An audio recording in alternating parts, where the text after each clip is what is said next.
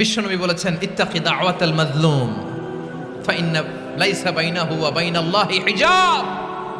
মাজলুমের কান্নাকে ভয় করো, কারণ মাজলুমের কান্না আর আল্লাহর মাঝে কোনো পর্দা থাকে না।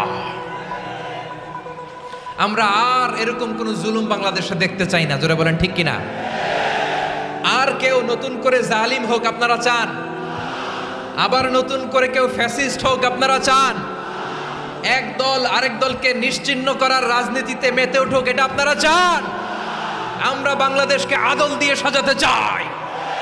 আমরা এই 56,000 বর্গ মাইলের প্রতিটা ইঞ্চি মাটিকে কোরআনের আইন দিয়ে সাজাতে চাই।